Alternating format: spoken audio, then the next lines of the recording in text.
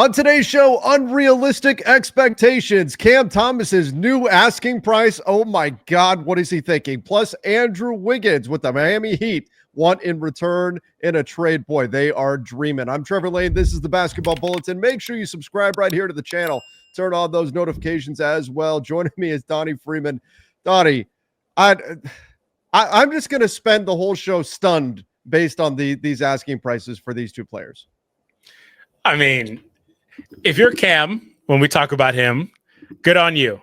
And if you're Miami, for sure, good on you as well. You may not get these things for both of these guys, but good on you. But you can ask, right? You can ask. Yeah, you can ask. I don't mind it. I can ask Santa for a new Ferrari. Doesn't mean I'm going to get it, right? Okay, well, what if you do get it? Like if you wake up on Christmas morning and it's just outside in your driveway, what do you say then? Then I say thank you, Santa, and I say thank goodness I asked. But who would actually do something like that? Santa. I thought we were talking about him. Isn't he going to show up on? Doesn't that what he does? That's what Santa does. I don't know, but does Santa deliver to Miami? I guess we'll find out. He's not averse to the heat.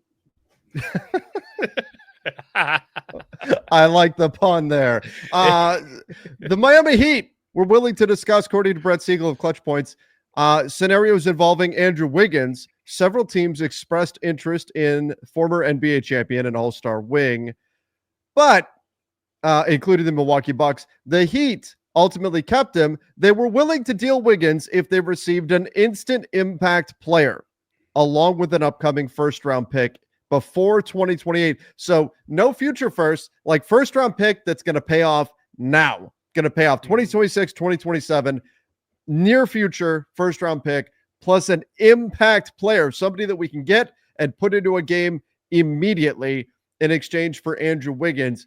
And Donnie, that's not the full analysis of this because we also have to remember. Let me just ask you this. Is Andrew Wiggins worth $30 million? In today's NBA, no. And he has a $30 million player option next season.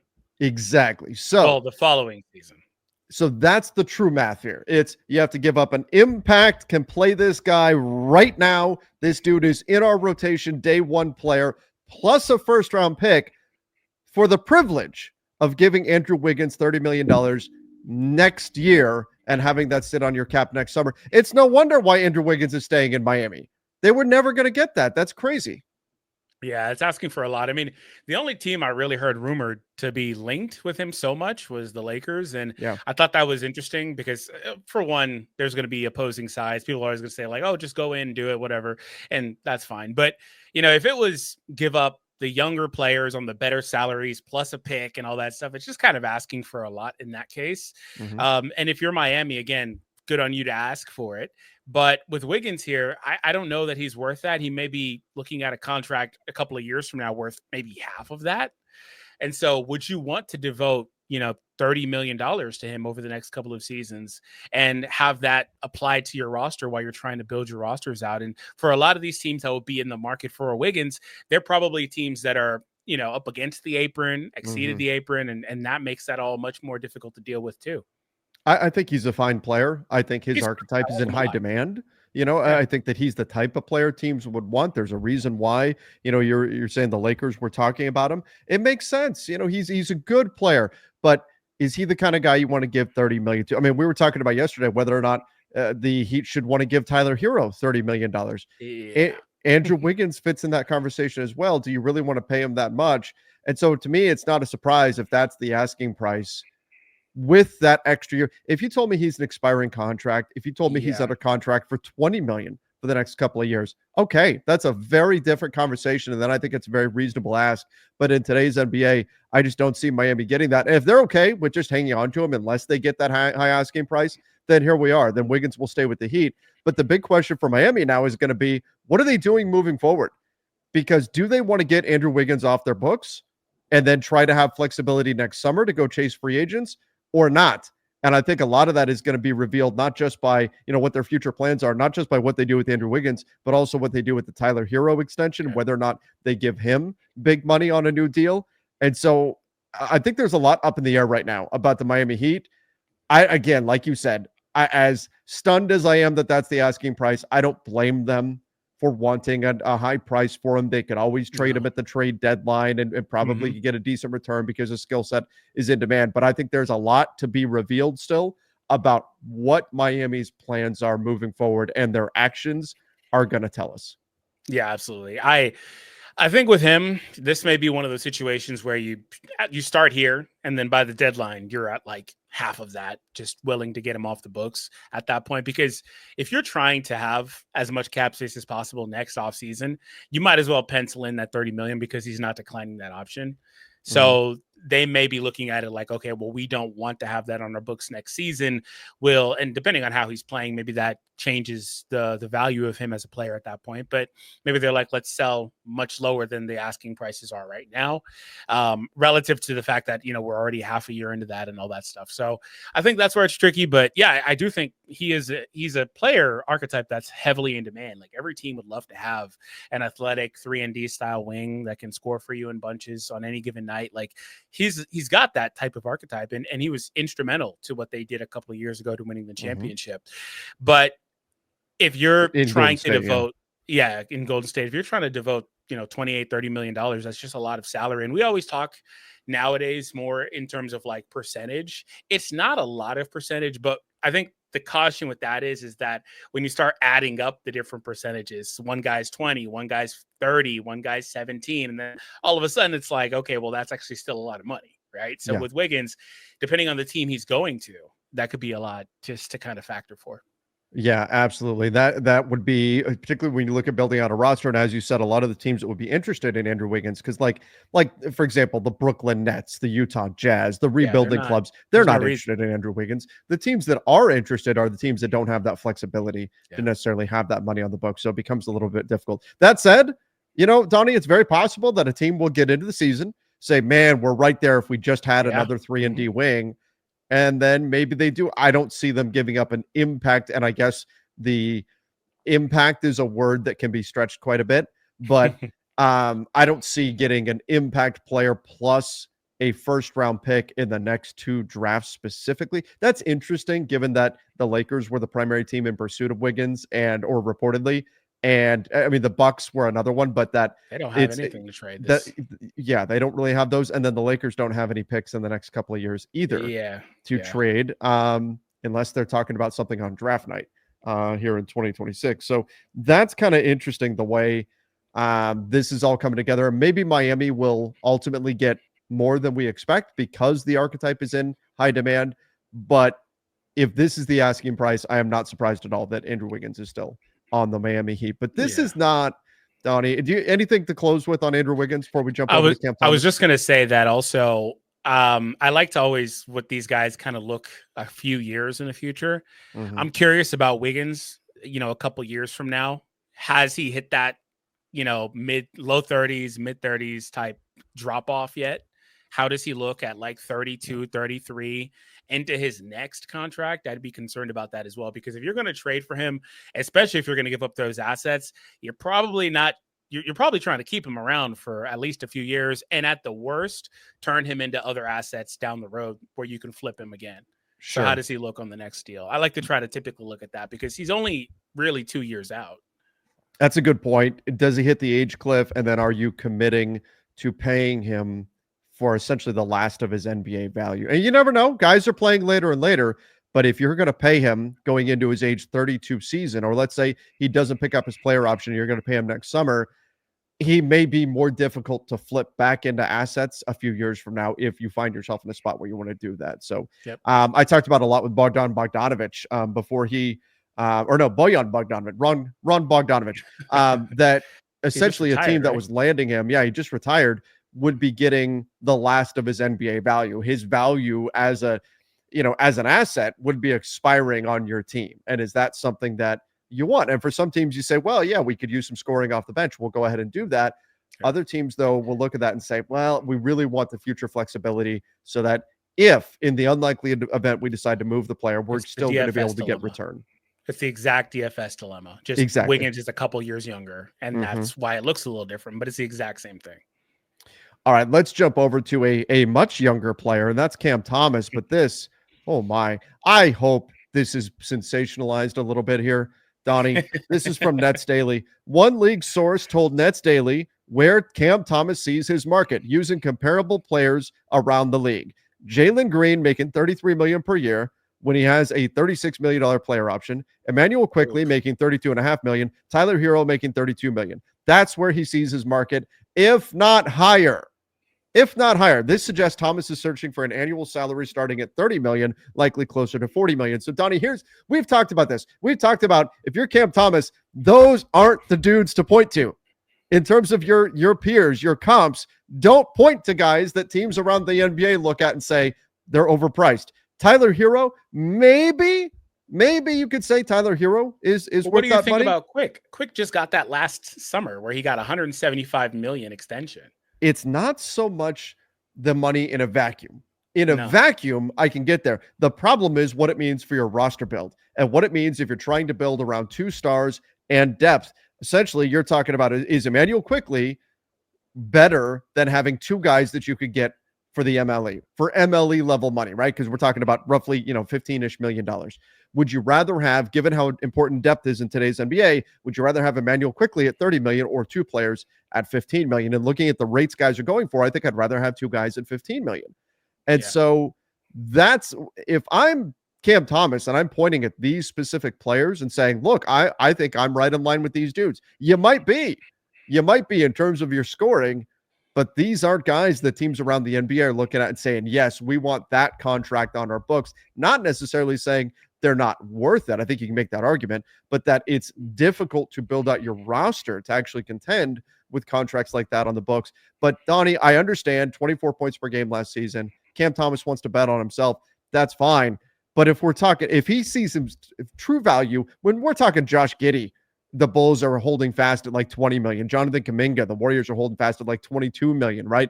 If Cam Thomas thinks he's getting 40, just pick up the player option right now or the qualifying offer right now, because there's no way in hell anybody is giving you anywhere close to that unless you go out there next year, ball out, and prove beyond a shadow of a doubt that you're a 27 plus point per game scorer, that your playmaking is on the next level, and that you are a true all-star level starter that teams can build around. Because right now teams see Cam Thomas as more of a 6th man. This is crazy if that's really where he's at. And with good health, because he played a quarter of the games last year. So that's another thing too. Like, I don't like throwing this word out there, but screw it, I'll say it. 40 million is delusional. I don't think it's there yet. That's not to say he can never be a $40 million player. Of course not. But at this time, I don't know that that's what he should be shooting for. And so I do think this is sensationalized. I don't think that he's trying to get more than what these guys are. At worst, I think he's probably trying to get exactly what they're getting. Sure. And even that is probably a bit of a stretch, simply because he doesn't have, I think, the history of it. He's got a couple of high scoring last couple of years, but what are you? Are you a good scorer on a bad team? Because that's what you looked like over the last couple of years. And that's not to say that you're not a baller. You can't go out there and drop 25 on any given night. We know exactly what he can do, right? It's just, how good are you relative to other teams that may be trying to pursue you? And I think that when we talk about all these players, there is some value in these contracts, whether we want to say like so-and-so is not worth 30 million, maybe that's a tough contract. There's value for these contracts relative to the team that they're on, because these guys have to, or these teams have to spend that money somewhere. And so they're going to invest it in these guys. Now maybe that's a contract that's tough to build around. Maybe it's a contract that's tough to move down the road, but they've got to put it somewhere. That's why it's kind of weird that Brooklyn is like, oh no, we're not doing that, because they don't really have a lot of those big salaries on their books in the first place.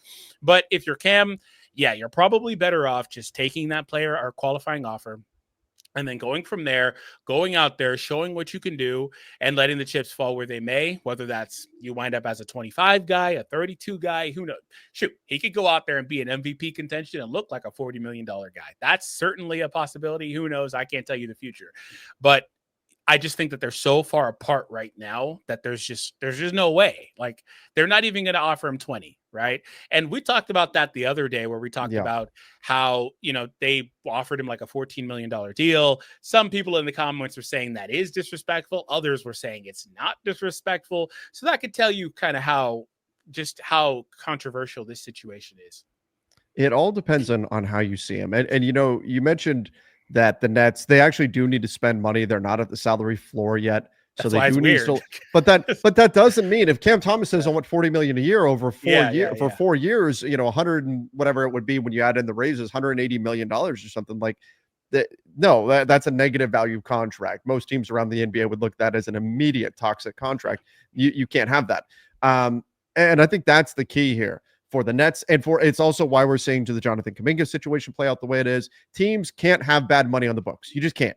And that's why we're seeing so much non-guaranteed money. Now, teams are being so careful. And I think there's legitimate questions about what is Cam Thomas. Is he a sixth man scorer off the bench, or is he a true starter? He's going to see the latter. I think most of the NBA sees the former right now. And that's fine. He wants to bet on himself and prove it. Great. Then he'll get paid for that. But right now, teams aren't going to project him to be a player worth 40 million. Teams aren't going to project him to be a player worth 30 million. So again, all of this just backs up the idea that Cam Thomas, I'd have no problem with him being confident in himself. Absolutely. If you think that's really what you are and the rest of the NBA is not valuing you properly, fantastic. Go prove them wrong, please. He's a fun player. Go prove them all wrong. Go do it. Take that qualifying offer and go prove to everybody that, no, you are a $40 million player. Go do that. That's great. But until teams see that, they're not going to be willing to give up that kind of money for him. In fact, the rumors are the Nets aren't willing to go more than mid-level exception money, $14 million right now. And so all of this, what this leads us to is Cam Thomas is more likely than any of the big four RFAs, the restricted free agents, Giddey, Kuminga, Grimes, Cam Thomas. He is the most likely to play on the qualifying offer, say, I've got a no trade clause. I'm an unrestricted free agent next year. And if he is the guy that he seems to think he is, then he will shoot up the board and be one of the most desirable free agents on the market next summer. But I just can't see anybody coming, including the Brooklyn Nets, coming anywhere close, because teams would rather, at this stage, risk losing a player for nothing than overpay a player and have a bad contract on the books. In today's NBA, the lesser evil is losing a player for nothing rather than have bad money on the books. Yeah, absolutely. I think with Cam, some of that is just fit for him. Where is he going to go? Ultimately, we talked about it last video.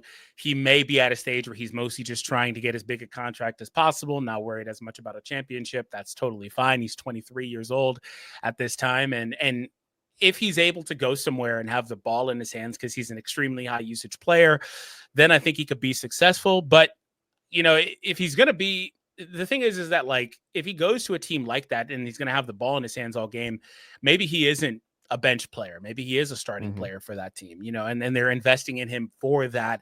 And they're going to try to build things out around him. And if you're Cam, that's the best case scenario. I think for him, that another thing that he could potentially work towards is filling out the rest of his game away from the ball, the defense, things like that. Nets Daily had a stat for him where Cam Thomas shot 44% on catch and shoot threes, making 2.6 attempts per game. That's legit. Ranked 25th in accuracy among 165 players with similar attempts. And it decreased with more dribbles before the shot, though, dropping to 38.5 after one or two dribbles and 26 after three or more dribbles. So he's a really good off the ball catch and shoot player. I have an alarm going off, my bad. But the more he dribbles, pounds the ball, the worse his efficiency gets. And so if you're Cam, I think you've got to be made aware of that and fill in your game accordingly, or just get better at those off the dribble shots, right? But I think that depending on where he goes, that may be the next step for him, is figuring that out. I don't know if he ever turns into a solid defensive player, but can you at least be, I don't know, not a negative? Can you hit neutral? Can you do that, right? I mean, you look at the numbers that I've got up right now. The Nets, it's hard to read too much into it because they were such a mess of a team. They traded away a bunch of defensive players, traded away Schroeder, traded away Dorian Finney-Smith. I mean, he had Nick Claxton, who was in DPOY running a few years ago. He had some wings around him, DFS, Mikal Bridges. I mean, it's not like they haven't had anybody. Yeah, over the life of Cam Thomas's career with the Nets. But you look, and the one thing that's constant is defensively, his team gives up over 4 years. Every year, his team has given up significantly more points with him on the floor than with him off. Last season, it was 7 more points per 100 possessions with him on the floor than off. Now, they also scored a lot more, That's good. Plus 9.2 points. Like, he is a legit scorer. The first season of his NBA career when he's been a net positive on the floor. But these numbers, the bottom line, Donnie, these numbers don't scream $40 million player. You've got to be a two-way player. You have to have a positive impact on both sides of the ball in order to be a $40 million player. I mean, for context, I know we get a lot of Lakers fans that are watching here. This is way worse than the numbers we see for Austin Reeves. Austin Reeves was giving up 0.2 points more per 100 possessions than that. Now, again, the context of the teams matter. People were arguing about that, by the way. They were saying they'd rather have Cam. Cam's better than Austin, this and that. Is he a better pure scorer? Yes. He's a better pure scorer. He's a great pure scorer. But like we're saying, it's not so much, is he not a good scorer? Is he not a good player? He is. It's, if you want 40 million, you can't have those other weaknesses. If you want 30 million, you probably can't have those weaknesses. And that's what he's going to have to prove. And that's why I think taking the qualifying offer makes the most sense for him. Yeah, I agree with you. I think that he is primed to take that, and that may just be the best decision. And again, the chips will fall where they may. And it's similar to the Jonathan situation where you're going to try to bet on yourself in theory, but you also have to bet on the team to put you out there, put you in the right situations, the right lineups, especially if you're Cam, where you can maximize what you do. You're not too much of a black hole on defense. Maybe they put the right guys around you to help you with that.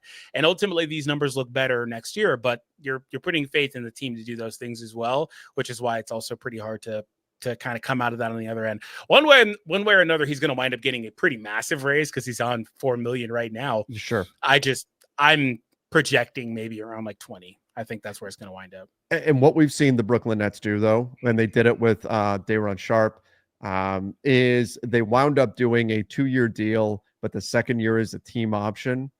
And could they do a Fred VanVleet with him? 40 mil, 2 years, team option. Oh, that's not the second. They shouldn't, but they could. They got to spend that money this year. Just do it. Just give them 1 year. You could see on Spot Track, if it's just to reach the salary floor, you could see Day'Ron isn't listed as a team option just yet because those deals haven't come through. The Nets still have cap space right now, and they want to be that spot just in case something shakes loose with Jonathan Kuminga or whatever, where they could be a landing spot for a bad contract with an asset coming. So they haven't actually signed Zaire Williams or Day'Ron Sharpe yet. It doesn't show a team option, but it was reported as a team option the second year. So that's the other thing, is that if I'm Cam Thomas, it's a similar situation to Jonathan Kuminga, where I bet the Nets are trying to throw a team option on the second year too. 28 million, 2 years, team option on the second year, 14 million per, and then waive your de facto no trade clause as well. I bet that's what the Nets, and that's why Cam Thomas was like, forget it. I'm just going to take the qualifying offer. That's terrible. Just can't do it. You got no leverage in that scenario. That's terrible. No. Aside from the fact that you're making money, of course, which is nice, but it's not what you're looking for. They've got all the control. You have no trade. That's terrible. There's worse things than being given $14 million, certainly. But in the context of the NBA, I could understand why Cam Thomas. These guys aren't worth anywhere near this amount of money, right? They're not worth that. We have somebody that rants about that all the time. Just want to give them a shout out. Somebody rants about these guys aren't worth. Yeah, every time. That is a much longer show. Yeah, it's an entirely different conversation. That is a whole different rabbit hole. All right, everybody. We appreciate all of you for joining. Please make sure you do subscribe to the channel. Turn on those notifications as well. Let us know in the comment section. What do you think about the Heat's asking price on Andrew Wiggins and $40 million for Cam Thomas? What do you think about that? Let us know. Till next time, everybody. See ya and stay safe.